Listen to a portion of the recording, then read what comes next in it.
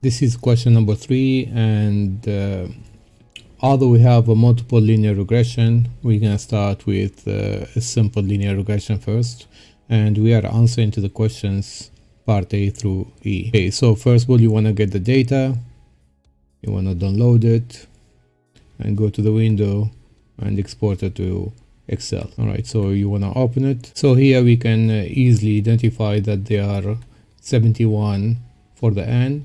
All right, N equals 71. The Y component is going to be corresponding to the price of the book, which is the first column over here.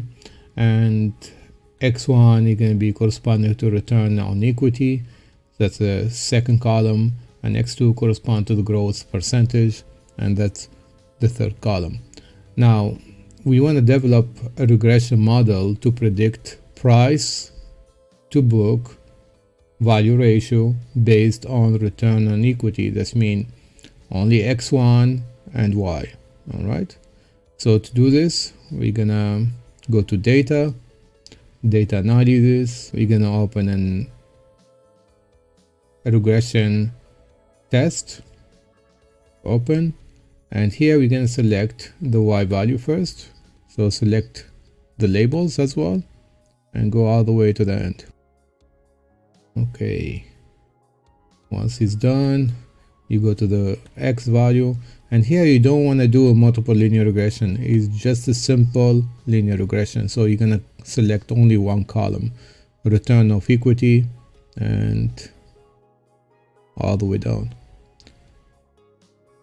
Okay, so you select the label, you select the output range, and let's put it all the way in the top. Here it should be fine.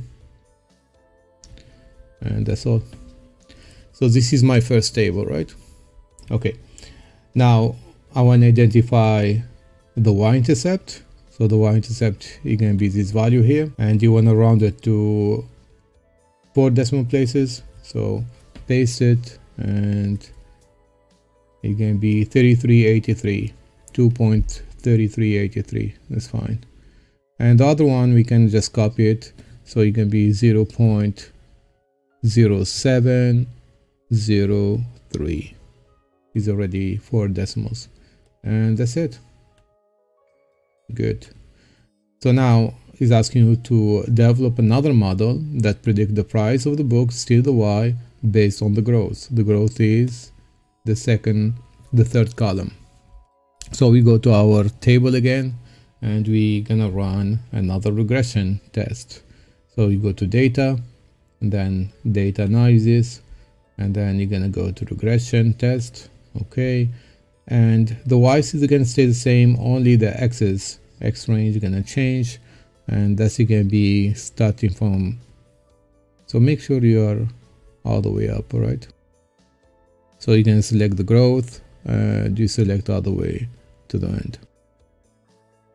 Okay, the output, it can be a different cell. We're gonna put it on the side, so this should be fine, side by side, and press OK. There you go.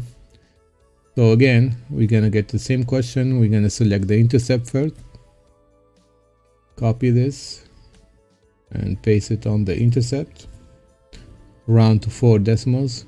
So 14273, that's gonna be 27. And the other one, we can just copy it. It can be 0.0307, because 77 it can be 08. Okay, check, we're good. And the third model, we want to do it with both variables. All right, so the book price value, inequity, and growth. All right. Okay, so we're gonna do almost the same thing here, and we do data analysis. We select regression on the table. Okay, already selected. The y is going to stay the same. I'm not going to change it. The x range will change, and this is going to contain both of them right now. And make sure you are all the way on the top. So you're going to select the 2 columns and go all the way down. Okay, and it labels checked, and we're gonna check the output as well. So the output, we're gonna put it somewhere here under it, and okay. So we get, this is my y-intercept. I'm gonna copy it, paste it, and round it to 4 decimals. So 95009, that's gonna be 01, and this one is gonna be 0.06 032 03, and the B1 for the growth is gonna be 0.02 175 17, should be fine. Okay, check it. Good. Now we are talking about the adjusted R squared. All right, so the adjusted R squared, we have to use for each one of them, all right, the adjusted R squared.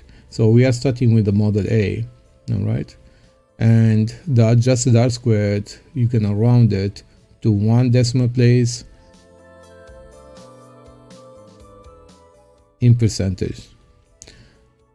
So the adjusted R squared, let me highlight it for you.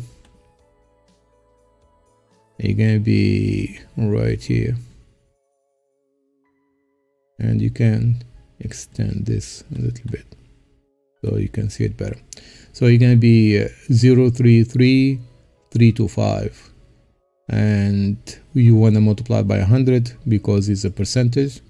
So this is gonna be 33.3, 1 decimal place. All right, so what does it mean? This 33.3% of the variation into the dependent variable, which is the price to book variable, all right, is explained by, we are in model A, so model A is explained based on return on equity, all right, is return on equity.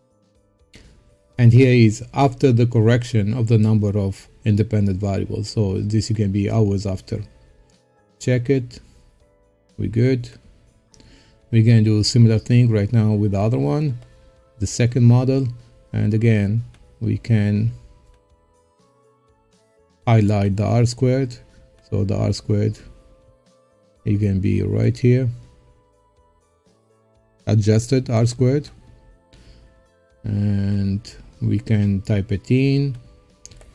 So it's gonna be 18.93, that's 9, 18.9, and again the price book with the Y still the same, is explained by the growth, and this is should be after. Check it. We're good. And for the last model, which is considering the 2 variables, that the last one here, and we can highlight the R squared. This is our R squared, and that is 41.93. So 44.9, and still the same thing, the price, the book variable, that's the dependent variable, and here is explained by both of them, all right, so by the return on equity and the growth, okay, because they are 2 variables, and here after again type 41, so 41 here, 41.9, and always after, right? Check. All right, so here is asking you which one of the model is better, and the best model is always having the adjusted R squared higher, and that's the last one, 41.9, and that's gonna be a C, and here the reason has a larger value of the adjusted R squared. Okay, done.